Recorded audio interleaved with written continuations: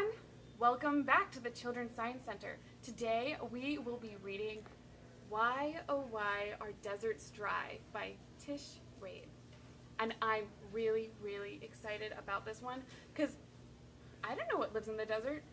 Do you know what lives in the desert? A cactus? Okay. Let's start. So, why oh why are deserts dry? I'm the Cat in the Hat, and today is the day that we're off to see deserts. Let's leave right away. You may think that deserts are empty and bare, but you'll be surprised by things we'll find there. Insects and lizards, flowers and snow. Want to see for yourself? Buckle up and let's go. There's thing 1 and 2. Why are deserts dry? I'll be glad to explain. There are very few clouds above them to bring rain. Without clouds, there is nothing to block the sun's light or to hold the heat in so it gets cold at night. The air is so dry, any rain deserts get dries away. Surviving in the plants, insects, and animals need to be tough. All living things need to have water. So how do they live where it's so dry? I'll show you right now. Desert plants must find water. Store it. Roots spread out to find it or reach deep down for it. Shallow roots of the cactus pull water through them. The cactus then stores it inside of its stem. There's a tree in the desert that's called the mesquite. Its roots reach for water that's down 40 feet. Whoa, that's really.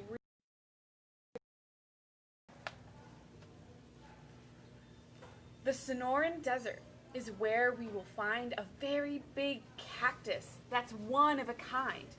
It's called the Saguaro. See, they pronounced it for us right here. And I'm told that it can grow to be over 200 years old. Cactus, you see, has very deep pleats in its skin, but they will expand when the water flows in. It soaks up the water and then quickly swells like a sponge. It stores it in water in itself.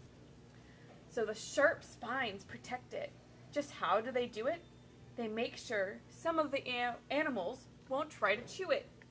I don't think the rabbit will want to eat the spiny cactus. This Gila woodpecker knows very well that the cactus will serve as a perfect hotel. She pecks a small hole and then slips inside. It's cool and it gives her a safe place to hide. When she's ready to leave, well, I have little doubt that someone else will move in after she's moved out. There's an owl moving in right after her. How do insects get water? Some of them do is get water that's inside the plants that they chew. The desert and insects are honeypot ants. All year long, they collect sweet nectar from plants. They store it inside of them, and then they can feed it to ants who are hungry whenever they need it. This ant's feeding another one.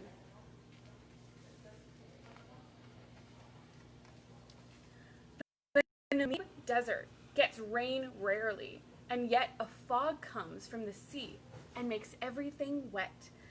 Here, the fog-basking beetle has a way to survive, getting water it needs to help it stay alive.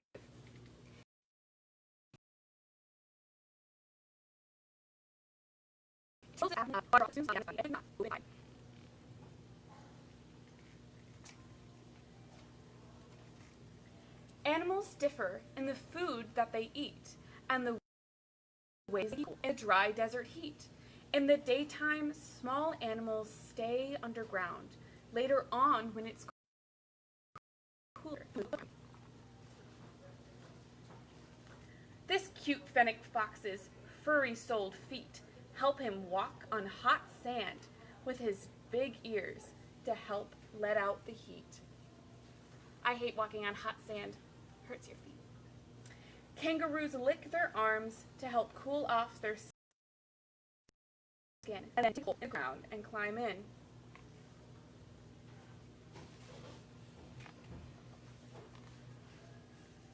We ask this lizard how he spends his days. Each morning he's warmed by the sun.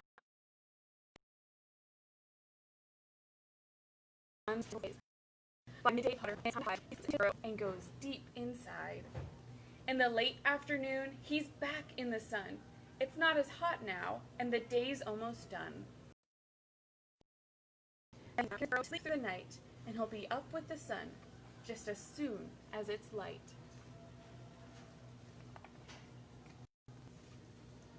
Hawks, eagles, and vultures fly high in the air. They stay off the ground there. Kangaroo rat never drinks, but she eats lots of seeds. The water inside them is all that she needs.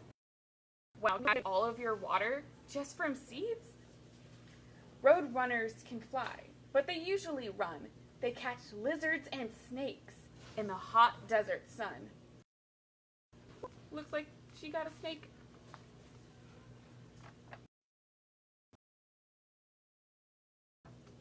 The geography is almost as big as the whole USA. Here, the crowned sand goose flies high in the sky, miles and miles to find water, and I'll tell you why.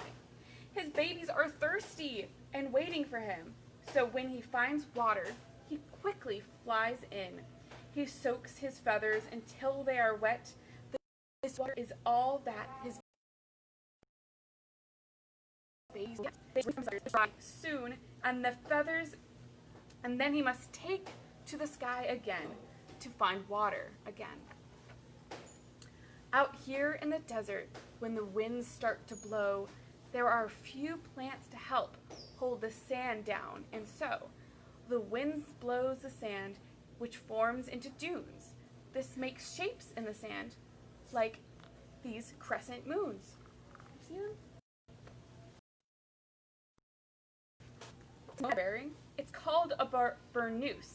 It protects him from the sun, and it's long and loose. People called nomads spend their whole lives here. They move from place to place. They keep moving all year. In the desert, plants bloom, grow, and die, but they leave their seeds behind in the ground. And that's why, when it rains, these seeds burst into flowers so bright. There's a rainbow of color, a beautiful sight.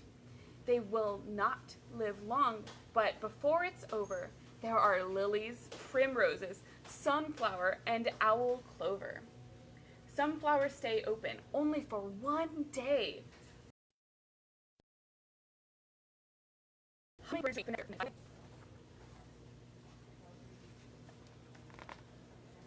In the shimmering heat of the sun's burning glare, you might think that there's something that's really not there. This is called a mirage. It's big like a dream. Things that you think you are seeing are not really seen. When you get a bit closer, things fade out of sight. They were not there at all. It was a trick of the light. In a dry, dusty desert, if you suddenly see called an oasis, where these plants are growing somewhere in the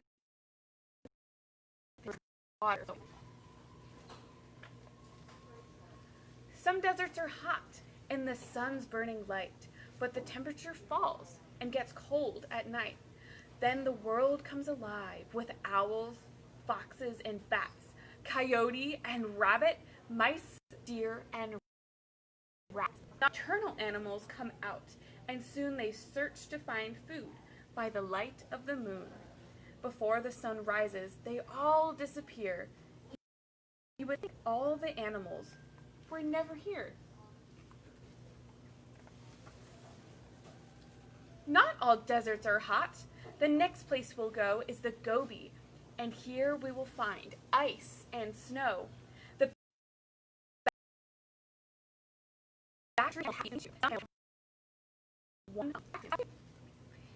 If he goes a long time without eating or drinking, the humps on his back start steadily shrinking.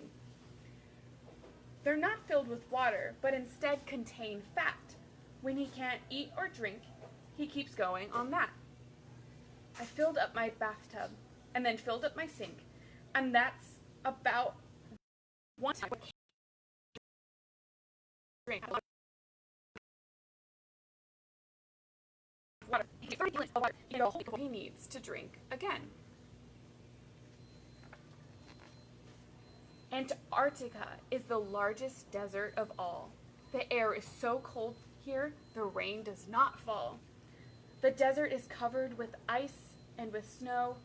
Ice never melts here, and freezing winds blow. It is dark in the winter and cold through the year.